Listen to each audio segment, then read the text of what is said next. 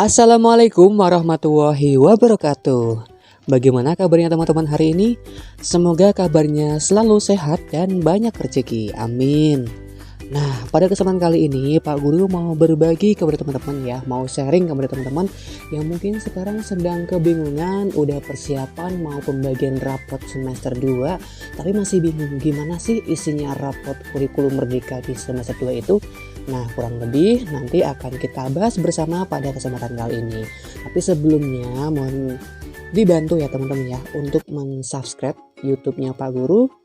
Kemudian jangan lupa buat ikuti Pak Guru di TikTok dan juga di Instagram supaya tidak ketinggalan informasi menarik lainnya.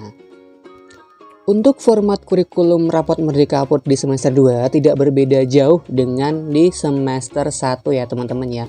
Intinya di semester 2 ini adalah isinya berupa peningkatan yang sudah dilakukan di semester 2. Dan tentunya nanti teman-teman bisa mengedit, bisa menambahkan ataupun mengurangi menyesuaikan dengan kebutuhan anaknya masing-masing atau kebutuhan lembaganya masing-masing. Sebelum kita bahas lebih jauh, jangan lupa ya buat di follow Instagram, TikTok, YouTube, semuanya di follow teman-teman biar tidak ketinggalan. Nah, kalau Pak Guru biasanya itu selalu menyertakan petunjuk penggunaan di halaman depan, kemudian ditambahkan dengan keterangan nilai kualitatif. Fungsinya itu untuk apa sih teman-teman? Jadi nilai kualitatif ini adalah sebuah deskripsi supaya orang tua tuh bisa membaca, oh ternyata nilai agama dan budi pekerti itu cakupannya meliputi ini. Jadi biar mereka tuh juga tahu gitu di rumah dinilai ini tuh ada apanya sih gitu.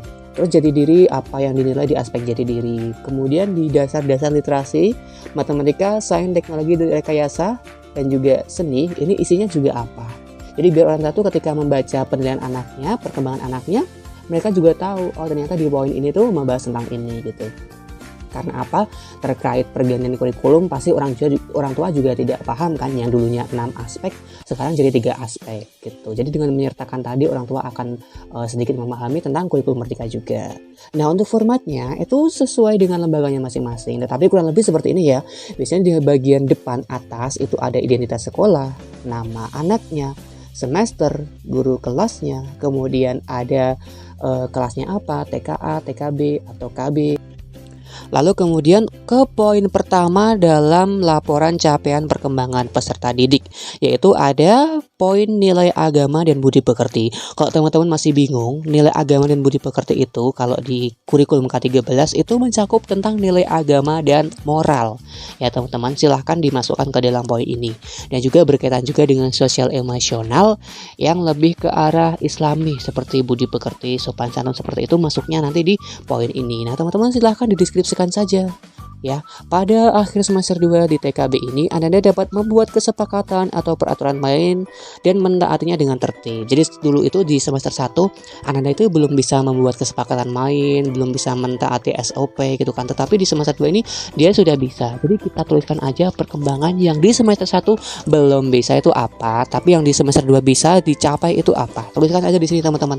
Gitu. Terus tambahkan lagi aja yang menjadi titik ukur atau menjadikan indikator penilaiannya teman-teman sebagai guru ya, baik hafalannya, kemampuan mungkin kemampuannya dalam berdoa bagaimana, kegiatan sholat bagaimana, praktik ibadahnya bagaimana, boleh dicantumkan di poin ini, nilai agama dan budi pekerti ya teman-teman. Sikapnya bagaimana, perilakunya bagaimana, semuanya dituliskan di bagian nilai agama dan budi pekerti ya, disesuaikan dengan yang akan dinilai di tempatnya teman-teman. Sampai sini teman-teman paham ya. Jadi nilai agama dan budi pekerti ini meliputi tentang keagamannya anak selama dalam satu semester ini ya. Pencapaiannya yang di semester 1 belum dan di semester 2 ini sudah. Teman-teman tulis semuanya di sini. Kemudian di paragraf yang paling bawah itu dikasih sebuah umpan balik ataupun refleksi ya. Di kelas 1 SD nanti guru dan orang tua dapat mengajukan perilaku baik praktik nilai dan ajaran agama sesuai dengan usianya nanti. Jadi itu sebuah kayak kesan-kesan untuk orang tua dan juga gurunya.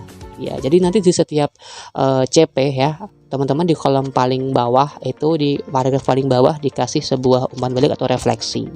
Gitu teman-teman. Jadi ada kesinambungan antara orang tua dan juga guru SD nantinya ya. Terlebih ini contoh ketika anak TKB yang mau ke jenjang SD gitu.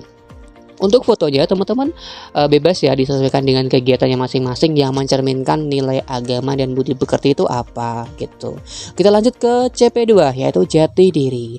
Kalau teman-teman masih bingung, jati diri itu ya teman-teman berhubungan kalau di kurikulum K13 yaitu tentang fisik motorik dan juga sosial emosionalnya Ananda. Jadi jangan lupa ya teman-teman ya, jati diri itu mencakup fisik motorik dan juga sosial emosional Ananda ya gitu. Jadi teman-teman masukkan di sini yang berhubungan dengan fisik motorik, sosial emosional bagaimana, dimasukkan ke kolom jati diri. Teman-teman jelaskan juga apa yang sudah dilakukan atau yang sudah berhasil dilakukan di semester 2 ini, yang di semester 1 belum ada. Dijelaskan saja teman-teman. Dituliskan. Disesuaikan dengan karakteristik anak masing-masing. Jika memang sudah bagus, silahkan dijelaskan bagus semua. Tetapi jika misalkan nih ada poin yang misalkan emosionalnya belum stabil, masih suka misalkan marah atau apapun, juga dituliskan realnya aja teman-teman ya. Oh ternyata Ananda sosial emosionalnya masih belum stabil, masih harus distimulasi lagi seperti itu. Jadi disesuaikan dengan kebutuhan anaknya masing-masing ya. Jadi harus semuanya ditulis bagus itu tidak, karena penilaian itu kan sifatnya harus real ya, otentik ya teman-teman ya. Gitu. Dan untuk fotonya juga sama, disesuaikan dengan teman-teman, boleh 1, boleh 2 gitu. Lanjut yang ketiga, dasar literasi dan STEAM. Kalau di kurikulum K13 ini mencakup perkembangan kognitif, bahasa, dan juga seni. Teman-teman masukkan di sini semua poin-poin tersebut ya. Jadi kemampuan berbahasanya, berhitungnya, mengenal bentuk, warna, observasi, membandingkan, mengelompokkan, karya seni, semuanya masuk di dasar literasi dan STEAM. Teman-teman silahkan jelaskan di sini perkembangan yang sudah dilakukan apa, disertakan fotonya jika mau lebih menarik. Gitu teman-teman. Dan jangan lupa di paragraf terakhir dikasih juga sebuah kalimat umpan balik atau refleksi ya. Di sini saya segini sih. Secara umum sebagai gurunya di TK, saya bangga kepada Ananda karena jadi sebuah closingan gitu di capaian yang dasar literasi dan STEAM ini, teman-teman. Sampai di sini 3 indikator capaian pembelajaran sudah selesai. Kita lanjut ke proyek penguatan profil pelajar Pancasila. Nah, teman-teman, ini adalah yang baru di kurikulum Merdeka.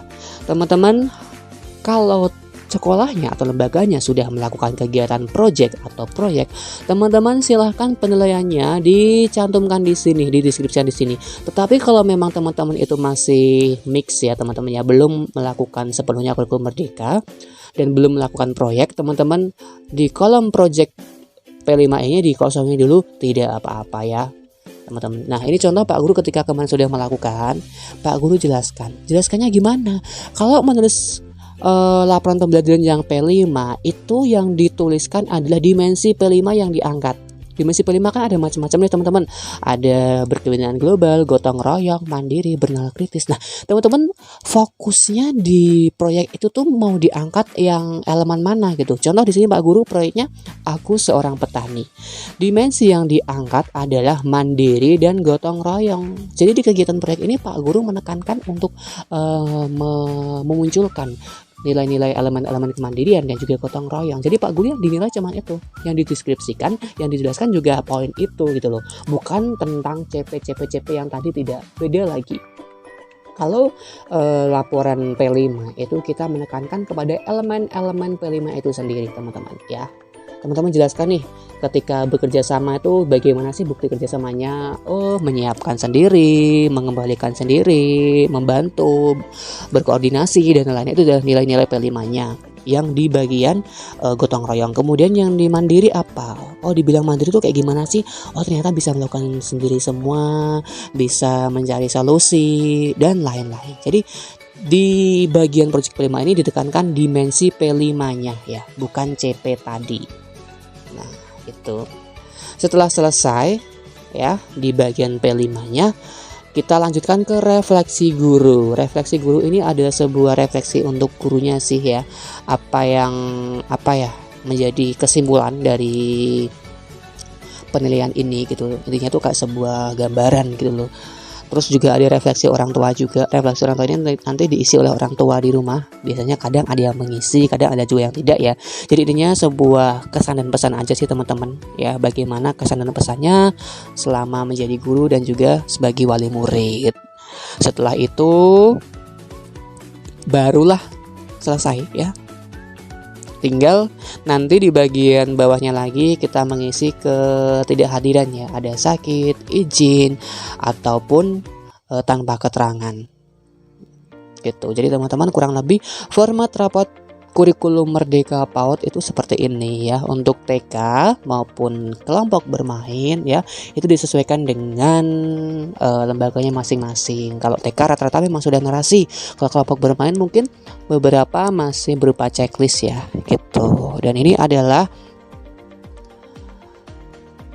sedikit tips atau tutorial ya, cara membuat rapot kurikulum Merdeka PAUD. Nah teman-teman bisa mendownload file ini sebagai contoh ataupun referensi yang nanti akan diedit dan dikembangkan sendiri di kolom deskripsi ya. Kolom deskripsi itu di mana? Di bawah judul ini teman-teman, di bawah judul itu ada kolom deskripsi, ada linknya di sana. Teman-teman silahkan download, bisa download by Google Drive ataupun juga by Mediafire ya. Teman-teman silahkan di download, semoga bermanfaat. Jangan lupa di like, comment, subscribe ya, supaya Pak Guru juga semangat buat berbagi hal-hal yang bermanfaat lainnya.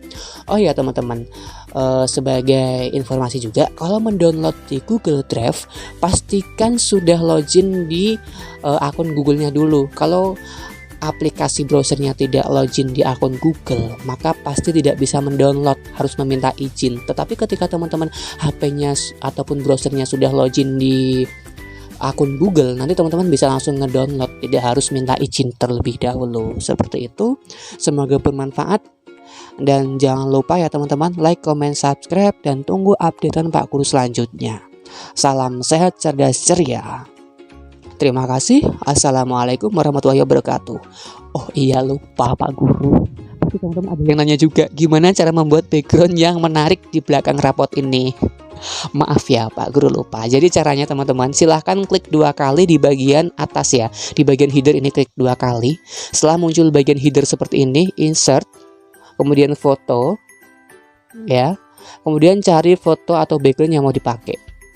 Nah setelah seperti itu, kita klik format, kemudian wrap text. Wrap textnya kita pilih behind the text ya. Wrap text behind the text.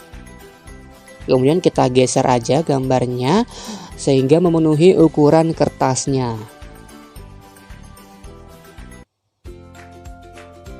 Nah, sudah ya. Jadi sudah terlihat lebih cantik dan menarik bukan? Jadi sesimpel itu cara membuat background di Microsoft Word ya, teman-teman. Nah, setelah itu tinggal di close saja, teman-teman.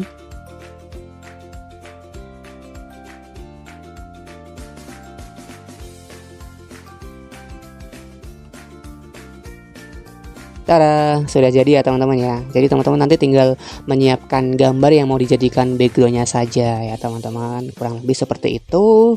Terima kasih. Tadi sudah ditutup ya. Iya, jadi sampai ketemu di video-video selanjutnya.